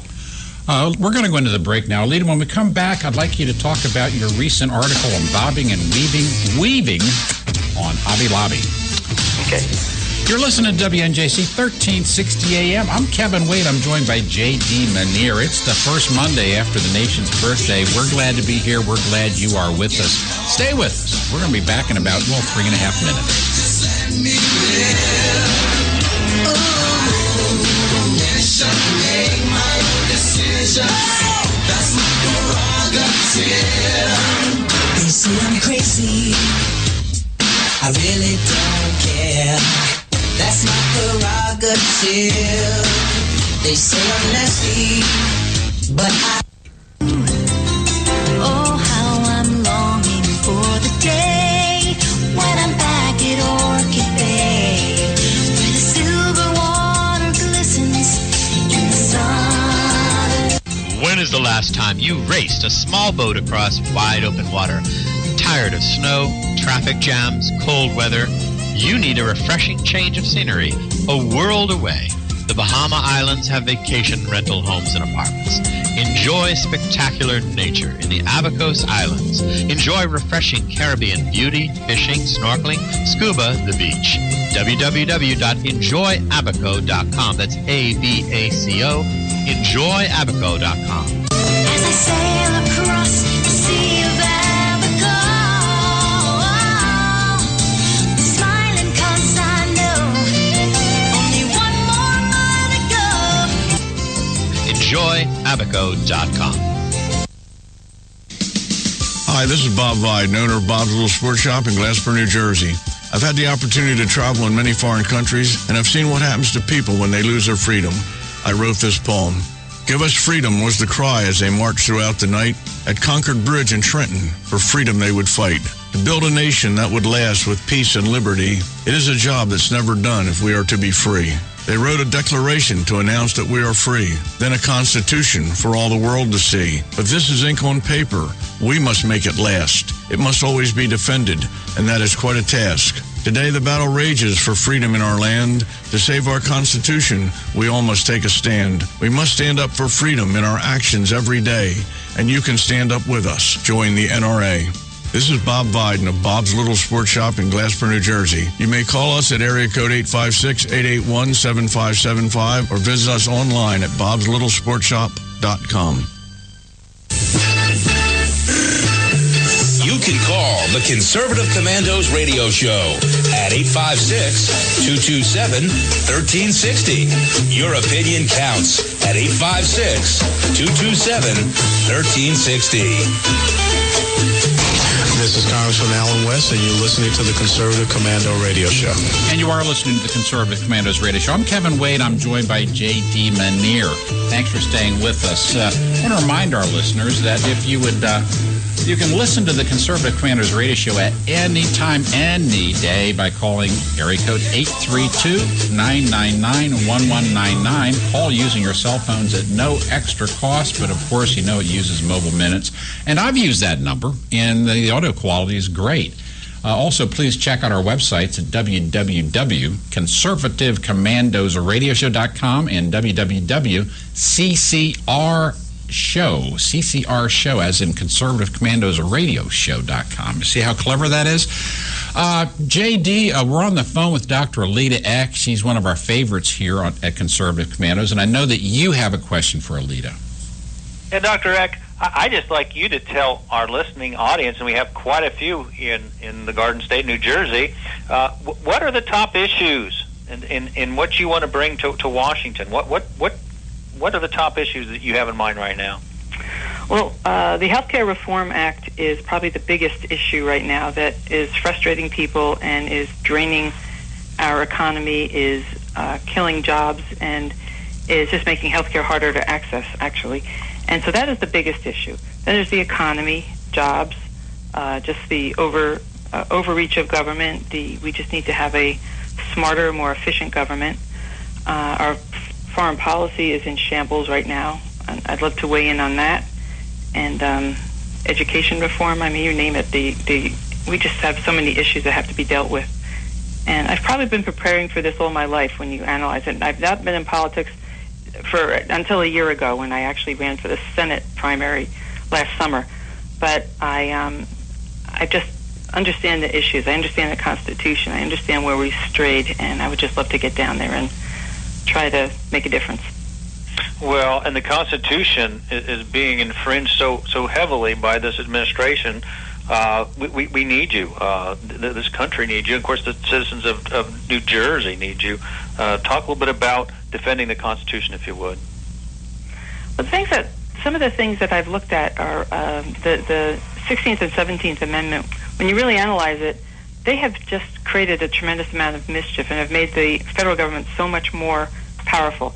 The 16th Amendment was the first time the federal government could just reach into the pockets of the individual citizens instead of getting their financing through the states or through tariffs or excise taxes.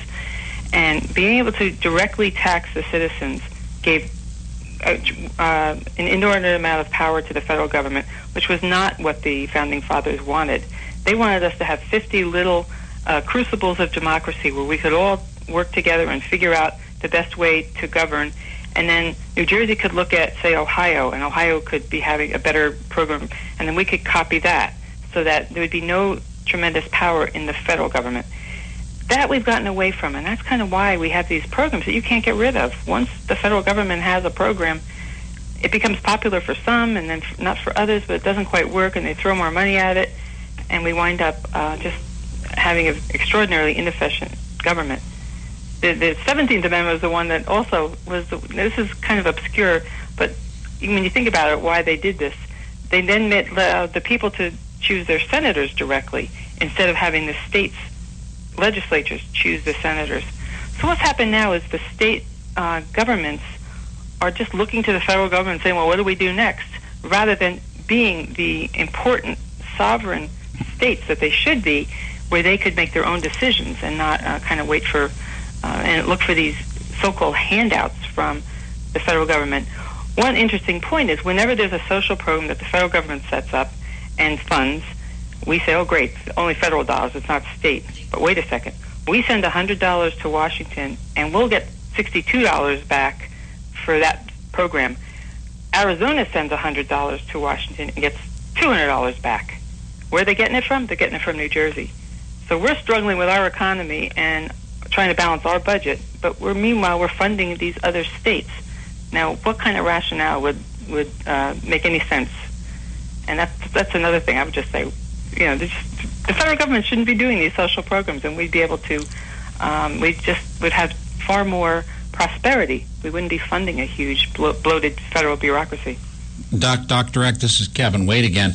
And what they don't get from the Garden State, they get by putting additional debt on the shoulders of our children and our grandchildren. Absolutely, they're just printed. They just make new money out of nothing. I'd like to speak a little bit, or I'd like to have you speak a little bit about bobbing and weaving on Hobby Lobby.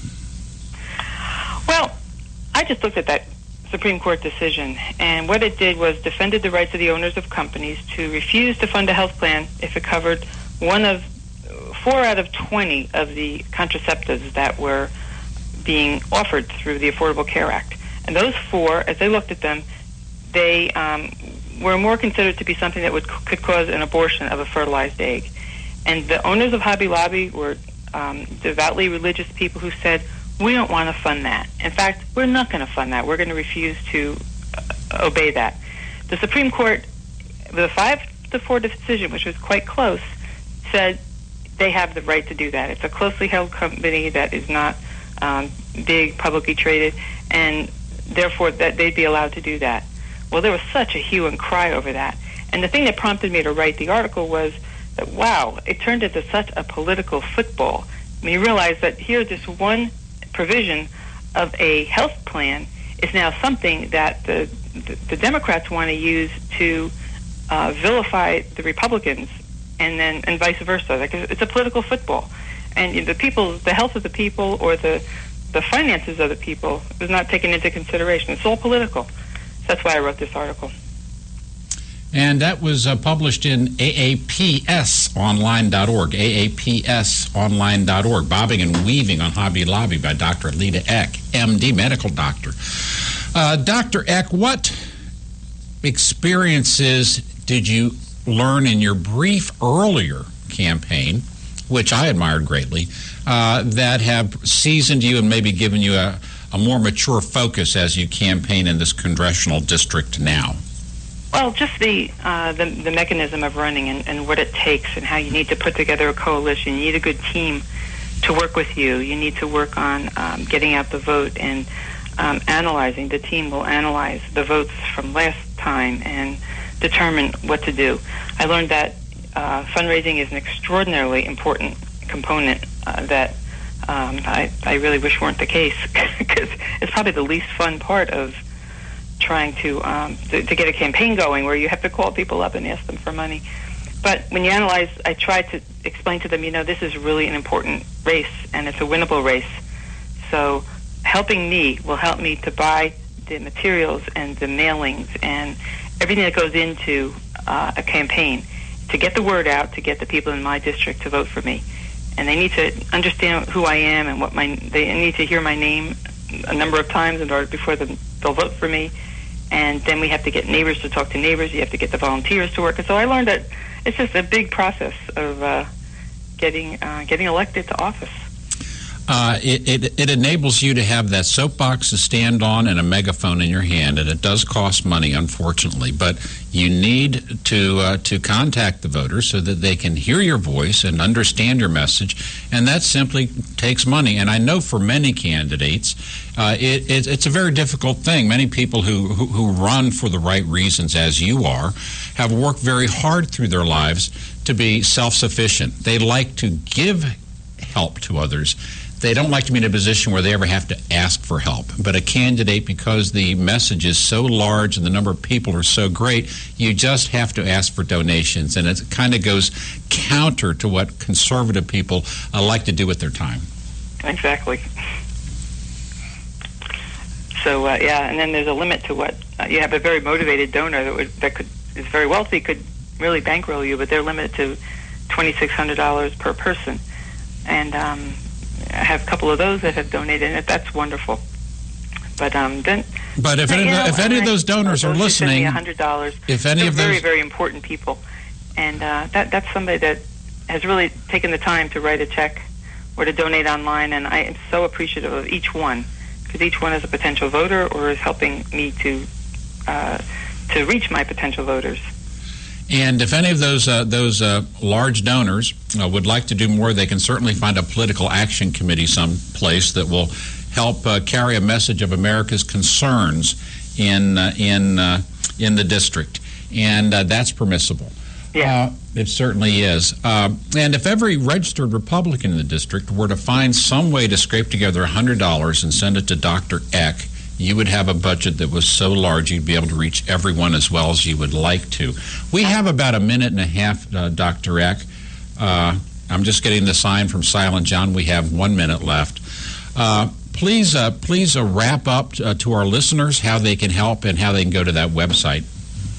Sure. You can help me win in the 12th District by going to eckforcongress.com. You can just donate online. It's a secure website.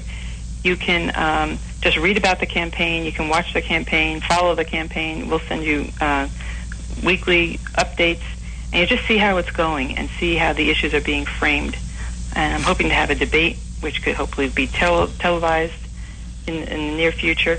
There's lots of independents out here that haven't made a choice whether they'd like to be Republican or Democrat, and I'd like to convince them to vote for me. So go to eckforcongress.com and just help me out. We're going to help you out, Dr. Eck, because you're one of the good ones. You've read the Constitution, believe it, and you're going to bring some good old-fashioned, my personal doctor common sense to Congress and fix what's ill down there. Dr. Eck, thank you so much for being with us. Thank you very much. That's Dr. Alita Eck. Okay. She'll be back with us again, I'm sure. I'm Kevin Wade. I'm joined by J.D. Manier. We're coming up on a hard break. You stay tuned. You're listening to WNJC 1360 AM. We'll be right back. I really don't care. That's my prerogative. They say I'm nasty, but I... What does it take to be the leader in production systems technology? To be the one company that solves production problems at any plant, for any product, and with any technology? It takes a 30-year record of success. It takes total mastery of complex technologies with a history of delivering success every time, without fail.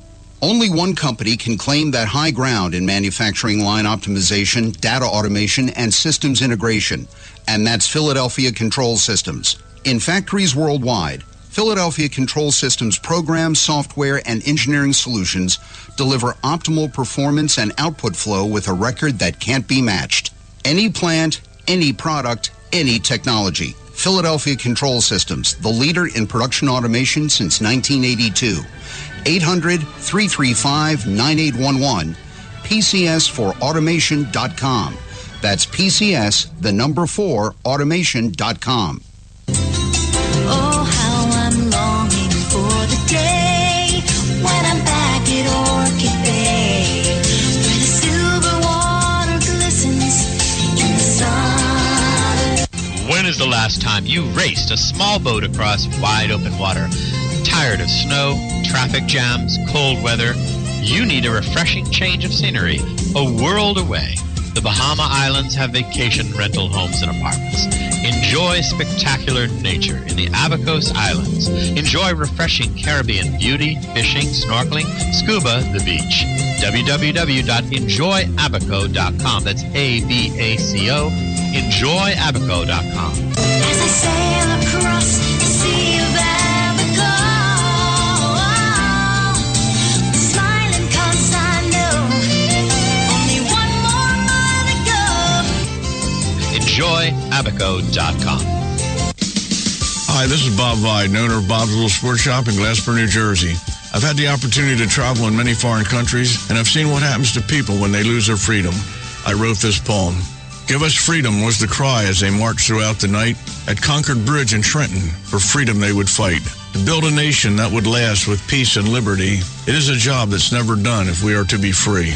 They wrote a declaration to announce that we are free, then a constitution for all the world to see. But this is ink on paper. We must make it last. It must always be defended, and that is quite a task. Today the battle rages for freedom in our land. To save our Constitution, we all must take a stand. We must stand up for freedom in our actions every day, and you can stand up with us. Join the NRA.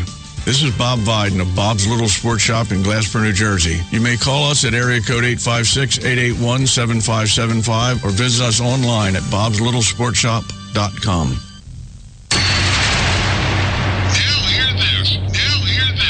Man your battle stations. The Obama attack on our Constitution continues. Log on to INRASuperPAC.com and join J.D. Manier and Christina Lamb and hundreds of Reagan conservative commandos who demand our country return to its founding documents and principles. We are part of the nation's oldest and largest GOP volunteer organization, the National Federation of Republican Assemblies. We register voters, endorse conservative candidates, and dig deep to give you the truth on the big issues. We are fighting to do what Lincoln proclaimed 150 years ago. Let the people know the facts and the nation will be free. Help support the Conservative Commando Radio Show with your donation today. Log on to INRASuperPAC.com. INRASuperPAC.com. Now hear this. Man your battle stations. You can call the Conservative Commandos Radio Show at 856-227-1360. Your opinion counts at 856-227-1360. This is Congressman Alan West, and you're listening to the Conservative Commando Radio Show. Thanks for staying with us. You are listening to the Conservative Commandos Radio Show. My name's Kevin Wade. It's Monday, the 7th of July. I'm joined, as always, on Mondays by my good friend, the patriot of the Hoosier State, J.D. Manier. J.D.? Wasn't that a nice interview with Dr. Eck? Yeah, we're wishing her all the best. She's a good one. I mean, there are some people whose goodness just comes through, and I sensed that the very first time I met her a while ago. And she's been on our show several times as a very knowledgeable guest about the concerns we have about the direction of health care in our country. And it seems like she's putting together a very effective campaign to reach the voters in the 12th District of the Garden State. I agree. And she's knowledgeable on many issues. She's not a single issue candidate whatsoever, and she portrayed that very well. Our next guest is also going to talk about health issues. Her name is Twyla Braze, president of the Citizens Council for Health Freedom, and she's also a certified public health nurse. So that brings that perspective. Thank you. Perhaps no topic in America has stirred as much national attention as health care, and rightfully so. One public health nurse from Minnesota has a fresh take on the subject, and her organization, Citizens Council for Health Freedom, works to ensure that all Americans are protected in their health care options. And Twyla is going to be with us in just a few seconds to share her conclusions that America's health care system is increasingly unsafe. Twyla Braze, welcome to the Conservative Commandos Radio Show. Well, thank you so much for having me. I'm glad to be here. Tell our listeners about the Citizens Council for Health Freedom. Well, the Citizens Council for Health Freedom, or CCHF, is an organization that started about 20 years ago out of our concern for the move of the entire healthcare system by Congress and by states into managed care, which are sort of like mini socialized systems, like MINI, mini, little, socialized systems of centralized control, centralized pooling, centralized decision-making. So we've been around, and we have been trying essentially to keep the government out of health care, to bring individual decision-making and physician control over medical decisions back into health care, and to protect the privacy and confidentiality of medical records and personal data, because that is how individuals retain their control over their rights and what happens to them at the hospital or in the clinic. Now, the people in Washington tell us that there are HIPAA regulations that ensure the secrecy of our own personal health records. Is that true? That is not true. We call the privacy rule, we call it the no privacy rule. Really? HIPAA is a regulation that was created for the data aggregators, for the health plans, for the government, everybody who wants access to your medical record information. Most people, most organizations, most entities that you wouldn't imagine actually have access. A federal government, in a regulation about 4 years ago, put out a number that says that between HIPAA and HITECH is a section of the Recovery Act of 2009. Between HIPAA and HITECH, 2.2 million entities have access to your medical records without your consent. 2.6 million? 2.6 million entities have access to your health records? 2.2 million 2.2. have access, unless a state privacy law says otherwise. But there isn't any state privacy law except in Iowa and Minnesota that puts any restraints on these 2.2 million. That is not what we the people understand HIPAA is about. Right, and so we have on our website at cchfreedom.org, we have a button, which I think it says Tell Your HIPAA Story or Your HIPAA Story, and that is for people who have refused to sign the HIPAA form or refused to initial the piece of paper that the clinic or hospital gives them regarding that they've gotten this HIPAA form. Okay. That's because they have a right to say no, but sometimes hospitals and doctors don't know that they have that right, and so sometimes they've been denied treatment or they've gotten the runaround or whatever, so we're asking people to share their story about what happens at the hospital or what happens at the clinic. But the fact of the matter is you do have a right to not sign it, but even if you don't sign it, it doesn't protect your privacy. It doesn't keep the 2.2 million entities out of your medical records. You are just not, it's just that when you have something confidential that you find out got told that you thought you only told your doctor, and then the clerk repeats it back to you when you're signing up for your next appointment and you get angry, or somebody else calls you or a researcher contacts you or whatever, then they will waive your signature under your nose and say you read our notice of privacy practices and you know that we share this information with all of these folks.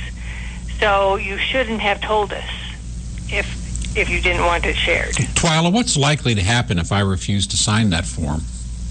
If you were to not sign it? Yes. Well, we have had all sorts of situations. We've had, as I said, those where the doctor or the hospital refuses treatment.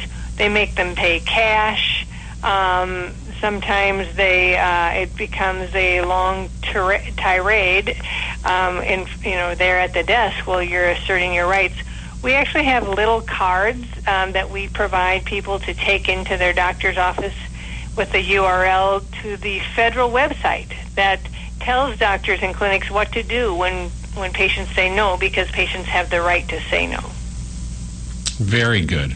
Now, you've recently been examining the safety or unsafety, perhaps I should say, of the American healthcare system. Could you expand on that somewhat? Well, it used to be that the hospital and the clinic, your doctor, were a sanctuary of a sort. So when you got injured, when you got ill, you went there. And it felt safe, and you felt like your information was safe. You felt like the doctors and the nurses were all there to take care of you. It just felt like a safe place to go. But now there are stories that show us how it's not safe, and there's even what you now know about HIPAA, that your medical records aren't safe there. That's just one of the places where the government can come and get any data that you happen to share, any DNA you happen to leave, that can all be taken. So that's one reason why the hospital doesn't feel as safe. But there are other reasons, like the case of Justina Pelletier, where she went to a different hospital than where she usually went. That hospital disagreed with the diagnosis, and they took her from her family. And she was taken for, I think it was 16 months. She just recently went back to her family. They just disagreed with the other doctor's diagnosis. The parents wanted to take the girl back to the other doctor. These doctors basically said, no, you can't. And they weren't able to see her, I think initially maybe only once a week or for a certain length of time every week. So, it became a place where it wasn't safe to go. Suddenly they lost their daughter, and they lost their daughter for 15, 16 months of her life. There's another story of a mother who went to a hospital in Michigan with her teenager, and there was a sign posted on the door that said, essentially, we get 5 minutes with your child without you in the room. And this mother said, I don't think so. And she protested and she refused and she didn't let it happen, and she left. And, long story short, it turns out that there wasn't even a law. They claimed there was a law that they were required to spend this time with this child without the parents around to tell them about sexually transmitted diseases and other sorts of things. And the mother was like, no, I will decide when we're going to talk about those things with my child. And it turns out there was no law at all. The hospital had to apologize. But there's a worldview that too many people have that anyone in a position of authority can intrude between the parent-child relationship. Twyla, would you stay with us? We're going into a hard break. I do want to continue this conversation. Sure. We're with Twyla Braze, president of the Citizens Council for Health Freedom. Very interesting conversation in the last segment. Please stay with us. We will be right back. This is WNJC 1360 AM. I'm Kevin Wade, joined by J.D. Manier. We'll be right back. Make my own decision. That's my prerogative. They say I'm crazy. I really don't care. That's my prerogative. They say I'm nasty, but I... Oh, how I'm longing for the day when I'm back at Orchid Bay, where the silver water glistens in the sun. When is the last time you raced a small boat across wide open water? Tired of snow, traffic jams, cold weather? You need a refreshing change of scenery, a world away. The Bahama Islands have vacation rental homes and apartments. Enjoy spectacular nature in the Abacos Islands. Enjoy refreshing Caribbean beauty, fishing, snorkeling, scuba, the beach. www.enjoyabaco.com. That's ABACO. Enjoyabaco.com. As I sail across the sea of Abaco, smiling 'cause I know only one more mile to go. Enjoyabaco.com. Hi, this is Bob Vide, owner of Bob's Little Sports Shop in Glasper, New Jersey. I've had the opportunity to travel in many foreign countries, and I've seen what happens to people when they lose their freedom. I wrote this poem. Give us freedom was the cry as they marched throughout the night. At Concord Bridge in Trenton, for freedom they would fight. To build a nation that would last with peace and liberty, it is a job that's never done if we are to be free. They wrote a declaration to announce that we are free, then a constitution for all the world to see. But this is ink on paper. We must make it last. It must always be defended, and that is quite a task. Today the battle rages for freedom in our land. To save our Constitution, we all must take a stand. We must stand up for freedom in our actions every day, and you can stand up with us. Join the NRA. This is Bob Viden of Bob's Little Sports Shop in Glasper, New Jersey. You may call us at area code 856-881-7575 or visit us online at bobslittlesportshop.com. You can call the Conservative Commandos radio show at 856-227-1360. Your opinion counts at 856-227-1360. This is Congressman Alan West, and you're listening to the Conservative Commando Radio Show. Thanks for staying with us. We're coming up into the final segment of today's show on Conservative Commandos Radio Show. Let me remind all of our listeners, if you'd like to hear a rebroadcast of today's show at 10:10 this evening, Eastern Time that is, log on to www.patriotsride.org for a rebroadcast of Friday's Conservative Commandos Radio Show at 5 p.m. this evening. Please go to cprworldwidemedia.com and click on the Listen Live link. We're glad you're here listening live. With us on the phone is a great guest bringing great insight and detail to the healthcare debate, which is ongoing because we haven't gotten a resolution that the people in the majority of this country are happy with. And on the phone with us is Twyla Braze. She's president of the Citizens Council for Health Freedom, and she's just outlined an example of Justina Pelletier, a teenager forcibly taken from her parents as a result of them simply going to a different hospital for a brief visit, and the authorities intervened and removed that teenager from her home for 16 months.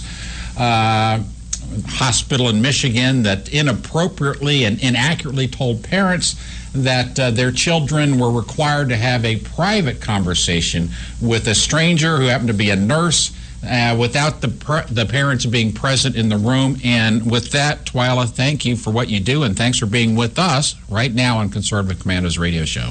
Sure, glad to be here. What about things I'm hearing about DNA samples? DNA is part of your person. I cannot understand why the government would allow some part of your person to be taken and used by strangers. If the Fourth Amendment and a right to privacy doesn't apply to parts of your body, I don't know what's going on there.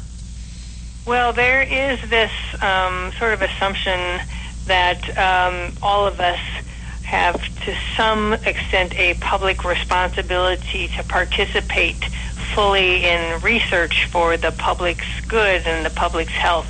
And so when a mother, a pregnant woman, goes into the hospital to have her baby, increasingly states are deciding that the baby's blood spots that they take for newborn screening, that is good for research, for genetic research using the DNA in this blood, and that it's okay for the state government to keep that DNA and use it for research without parent consent. Currently, there are 7 states that keep the baby's DNA for ever, for an indefinite period of time, so it could be forever. And then there are 7 other states that keep it for 20 years or more. And there are some states that are shorter than that, like 5 years or 10 years. And there's a bunch of states that is 3 to 6 months. And 3 to 6 months is okay, although we wish that it was the hospital doing the program. Doing the newborn screening rather than the government. But at least after 3 to 6 months, then it's gone, and for the most part, they're just holding on to it in case something, strange happened with the newborn screening or some interesting result, and they wanted to do it again. But after 6 months, you can't use it again for newborn screening. So after 6 months, it's only good for the DNA. And so that's why if any state keeps it beyond 6 months, they're really keeping it for other purposes other than newborn screening. So that's just not something that when they go to the hospital they're even thinking about. They don't understand that the long arm of the government reaches in and grabs their child's DNA. They don't even understand that newborn screening is newborn genetic testing. It's genetic testing done by the government, and the government couldn't test an adult without the adult's consent unless they were thought to be a criminal. So there are certain laws about, if you've been apprehended, right? But other than that, they couldn't. And yet newborn screening is government genetic testing of every baby at birth. And now the DNA has been looked at as valuable. The newborn screening genetic test results are being looked at as valuable. And there is a bill actually in Congress right now. It's in the U.S. Senate to expand federal control over this program, to do more research, provide money to do more research with the child's DNA. So that's just one of the other ways why the hospital is not safe. But parents don't know that unless they have learned about the baby DNA issue. Then parents who have learned about the baby DNA issue now wonder, well, they want the newborn screening, but they don't want it done by the state. And there are private options, but you have to think about them. You have to be prepared before you go in there and have that baby.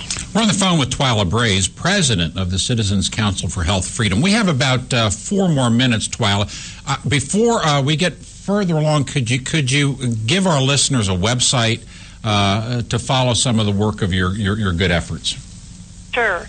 Our website is cchfreedom.org, like Citizens Council for Health Freedom, cchfreedom.org. And at the very top of the page, the home page, there is a spot where you can sign up for our weekly e-news with a commentary from me about some of the latest things happening, and then some articles, really small snippets of major articles that we think most people probably don't look at in their newspaper or even have in their newspaper. And for those of you tuning in late, Twyla is not only the president of Citizens Council for Health Freedom, she's also a real-life certified public health nurse.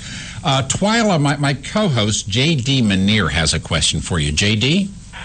Twyla, inform me about the dangers of evidence-based medicine. What's that all about?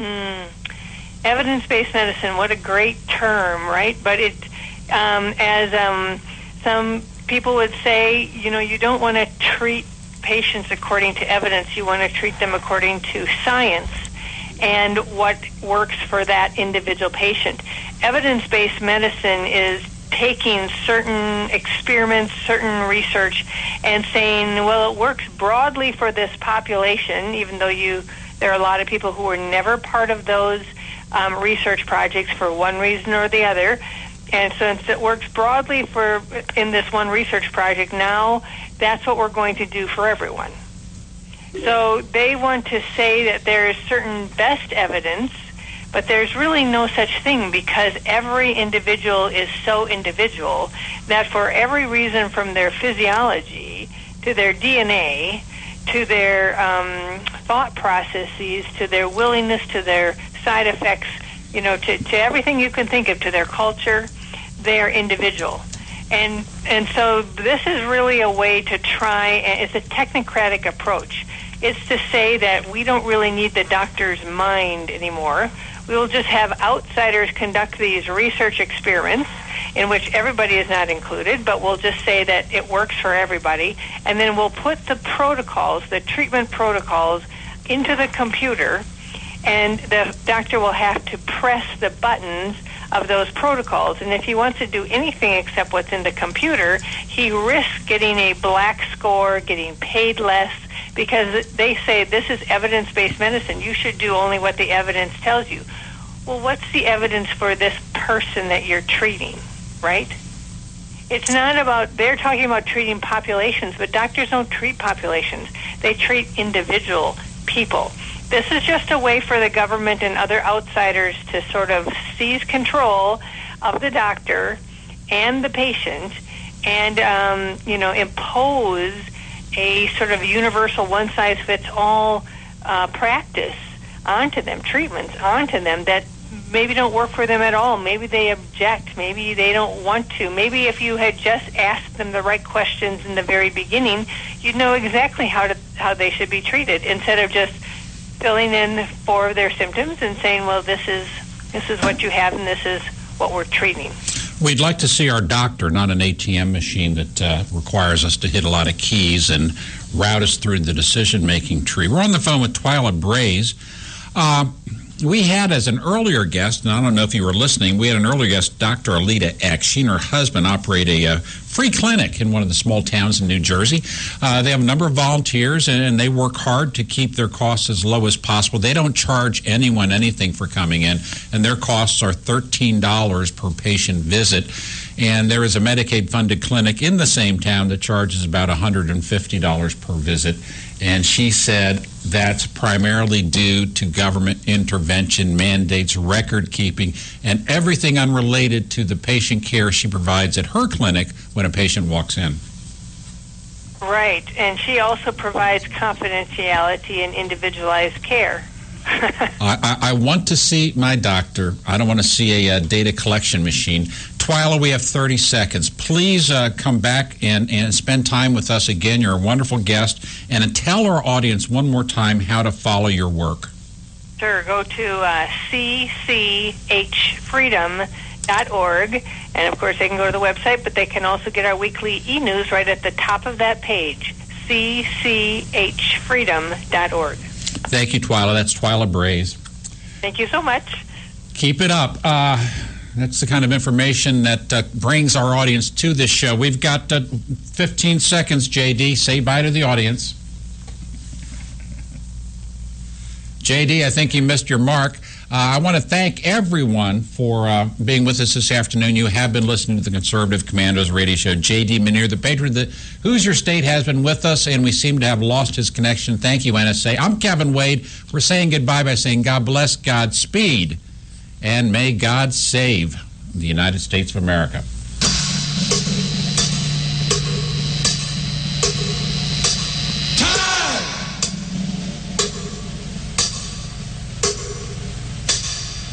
Thank you for listening to the Conservative Commandos radio show. Huge thanks to our co-hosts, contributors, patrons, callers, and our friends at WNJC 1360 and WIFI 1460, where we broadcast live every Monday through Friday, 3 to 5 p.m. Eastern and 2 to 4 p.m. Central. Look for us on the internet at www.ccrshow.com. Until next time, we are the Conservative Commandos radio show, where the newsmakers go to be heard.